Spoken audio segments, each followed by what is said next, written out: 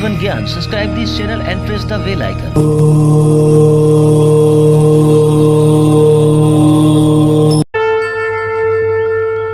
जय माता दी। आप सभी का हमारे YouTube चैनल जीवन ज्ञान में स्वागत है।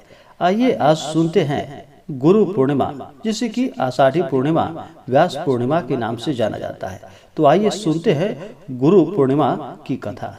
गुरु पूर्णिमा तिथि के दिन स्नान और दान का विशेष महत्व होता है और इस दिन अपने गुरु का सम्मान किया जाता है। गुरु का सम्मान करते हुए उनका चरण स्पर्श करना चाहिए तथा अपनी तरफ से कुछ उन्हें द्रव्य और दक्षिणा भी प्रदान करना चाहिए।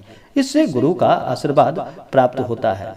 गुरु भगवान के समान माने जाते हैं। जिस पर गुरु का कृपा होता है उन्हें भगवान भी मिल जाते हैं। तो आइए सुनते हैं गुरु पूर्णिमा से जुड़ी हुई एक कथा। गुरु पूर्णिमा से जुड़ी हुई एक कथा के अनुसार महर्षि वेद व्यास जी का जन्म आषाढ़ पूर्णिमा को लगभग 3000 ईसा पूर्व हुआ था। उनके सम्मान में ही हर वर्ष आषाढ़ शुक्ल पक्ष की पूर्णिमा को गुरु पूर्णिमा और व्यास पूर्णिमा का पर्व मनाया जाता है। वेद, उपनिषद और पुराणों का प्रणयन करने वाले वेद व्यास जी को समस्त मानव जाति का गुरु माना जाता है। बहुत से लोग इस दिन व्यास जी के चित्र का पूजन करते हैं और उनके द्वारा रचित ग्रंथों का अध्ययन करते हैं और ग्रंथों का पूजन करते हैं। बहुत से मठों और आश्रमों में लोग ब्रह्मलीन संतों की मूर्ति या समाधि की भी पूजा करते हैं।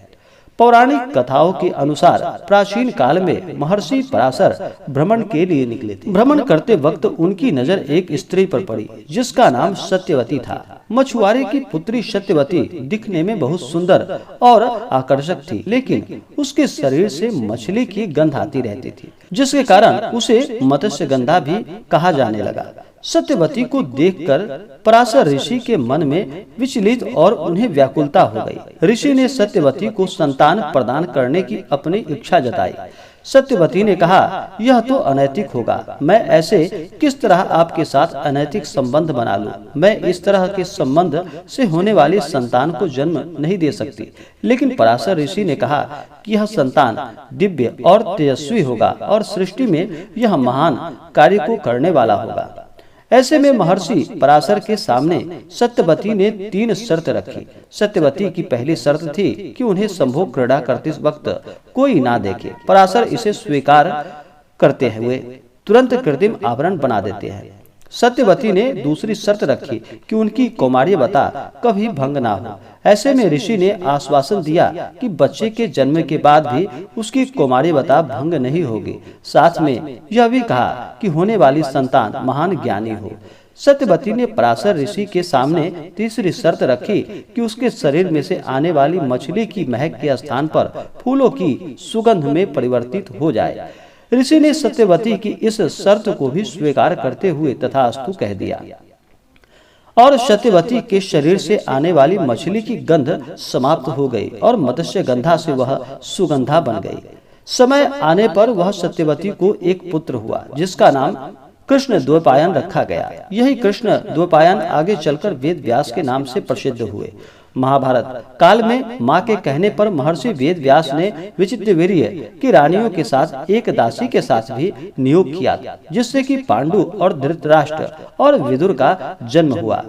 वेदों के विस्तार के कारण ये वेद व्यास के नाम से जाने जाते हैं। वेद व्यास ने चारों वेदों के विस्तार के साथ साथ 18 महापुराणों तथा ब्रह्म सूत्र का भी प्रणयन किया। महर्षि वेद व्यास महाभारत के रचयिता, बल्कि वह उन घटनाओं की भी साक्षी रहे हैं जो महाभारत काल में घटित हुआ था। भगवान श्री कृष्ण ने अपना उपदेश दिया और उस उपदेश को सुनकर बहुत से अपने जीवन में कठिनाइयों से मुक्ति पा सके। महर्षि वेद व्यास जी परम ज्ञानी थे और इसी कारण से गुरु पूर्णिमा के अवसर पर महर्षि वेद व्यास जी का जन्मदिन मनाया जाता है और इसे गुरु पूर्णिमा के नाम से जाना जाता है। तो आशा करता हूं कि यह जानकारी आपको अच्छा लगा हो। ऐसे ही जानकारियां प्राप्त करने के लिए हमारे इस चैनल को लाल बटन दबा करके सब्सक्राइब करें, साथ में बेल आइकन घंटी दबाएं ताकि मेरे वीडियो का नोटिफिकेशन आपके पास सबसे पहले पहुंचे। वीडियो को लाइक और मित्रों में शेयर करें। जय माता दी। धन्यवाद।